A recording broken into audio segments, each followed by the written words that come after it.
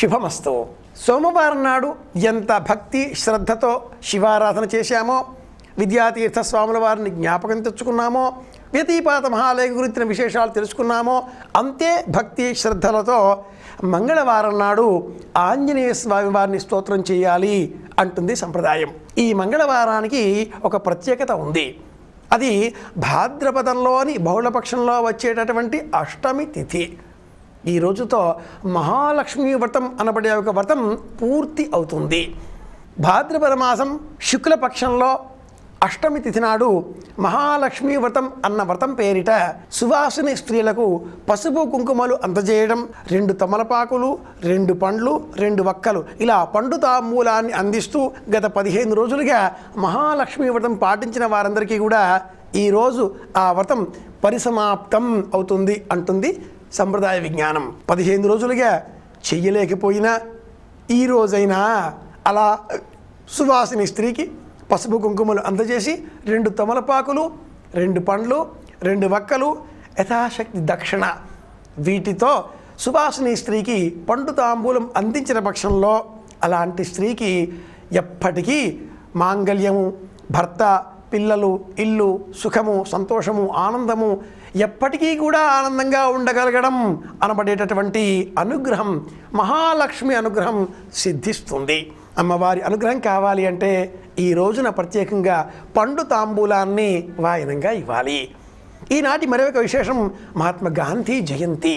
October 2వ తేదీన అంతర్జాతీయ స్థాయిలో మహాత్మా గాంధీ బోధనలను మనమంతా వింటూ ఉంటాం. అహింసా పరమో ధర్మ అంటూ వేదం ఏ ధర్మాన్ని బోధించిందో ఆ ధర్మాన్ని అనుసరించి ఆచరించి పాటించి చూపించినటువంటి జాతిపిత మహానుభావుడు మహాత్మా గాంధీ. అటువంటి మహానుభావుల చరిత్రలను జ్ఞాపకం చేసుకుందాం. వారి స్ఫూర్తితో చైతన్యవంతమైనటువంటి జీవితాన్ని గడిపే ప్రయత్నం చేద్దాం. విశేషించి సంప్రదాయంలో సనాతన ధర్మంలో వ్రతములు, నోములు, పండుగలు, పూజలు ఇలాంటి వాటన్నింటి వెనకాతలా ఉండేటటువంటి నేపథ్యం ఒక్కటే. అది ఉన్న స్థితి నుంచి ఉన్నత స్థితికి ప్రయాణం చేసే ప్రయత్నాన్ని చేయాలి అని చెప్పడం. అందులో వ్యతిపాత మహాలయం కావచ్చు, లేక మరింకేవైనా ఈ ప్రత్యేకంగా చెప్పబడ్డటువంటి మహాలయ పక్ష రోజులలో భరణి కానీ మరింకేదైనా కానీ కావచ్చు, అన్నింటి నేపథ్యం ఒక్కటే.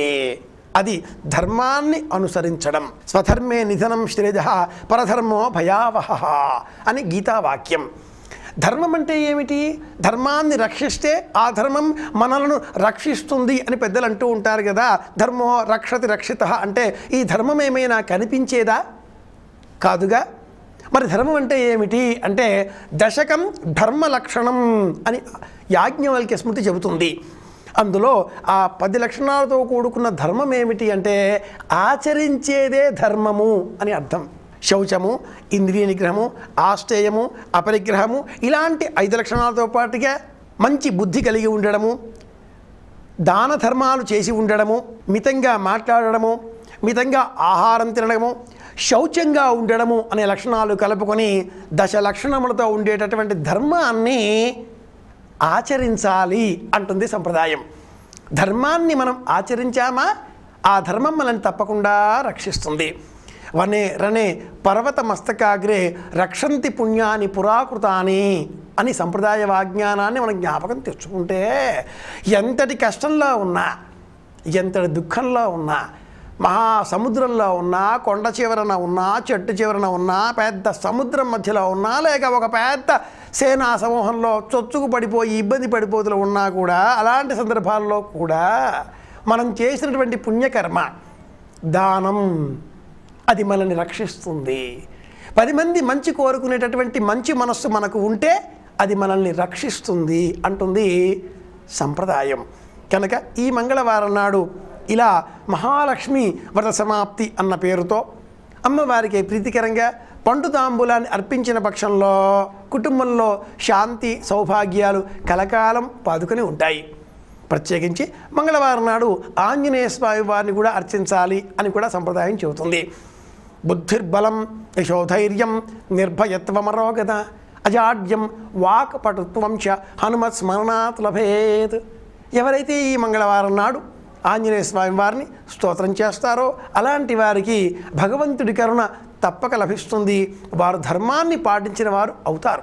ప్రత్యేకించి మంగళవారానికి జయవారం అని కూడా పేరు. జయవారం అన్న ఆ శబ్దంలోనే ఏ సంకల్పం చేసినా ఆ సంకల్పంలో తప్పక మనకు విజయం లభించాలి అనేటటువంటి ఆకాంక్ష బలీయంగా ఉంది కదా. కనుక ఈ రోజున పెద్దలను స్మరించుకుంటూ లక్ష్మీ అనుగ్రహంతో చేపట్టిన ప్రతి పని కూడా విజయవంతం కావాలి అని ప్రార్థిస్తూ ఆంజనేయ స్వామి వారి అనుగ్రహంతో ప్రతి పనిని ధైర్యంగా దృఢ నిశ్చయంతో ప్రారంభం చేద్దాం. ఫికిల్ మైండ్ అంటుంది ఆంగ్ల సంప్రదాయం. అంటే ద్వంద్వంతో కూడుకున్న మనస్సు కలిగి ఉండడం, ద్వంద్వ బుద్ధి కలిగి ఉండడం. అలాంటి సందర్భాలలో చేపట్టిన ఏ పని కూడా విజయవంతంగా నెరవేరదు. అలా కాకుండా లక్ష్యశుద్ధితో లక్షణ శుద్ధితో విలక్షణమైనటువంటి మనస్సుతో మనం ప్రవర్తించాలి. అంటే మన బుద్ధి ఏకాగ్రతతో పరమాత్మ భావన పట్ల లగ్నమై స్థిర బుద్ధితో ప్రవర్తించాలి. అందునిమిత్తమై మనం స్తోత్రం చేయవలసింది దైవాన్ని, దైవ రూపంలో ఆంజనేయ స్వామి వారిని. ఈ రోజున ఆంజనేయ స్వామి వారికి ప్రీతికరంగా వడలు నైవేద్యంగా సమర్పించిన, తమలపాకుల దండ అర్పించిన ఆంజనేయ స్వామి వారి అనుగ్రహం మనకు తప్పకుండా లభిస్తుంది. తద్వారా పితరుల అనుగ్రహం కూడా లభిస్తుంది. ఆనందంతో ఉండగలుగుతాం. అందరి ఆనందాన్ని కోరుకుంటాం. మళ్ళీ మరిన్ని విశేష అంశాలతో రేపు కలుసుకుందాం అని ప్రార్థిస్తూ శుభమస్తు.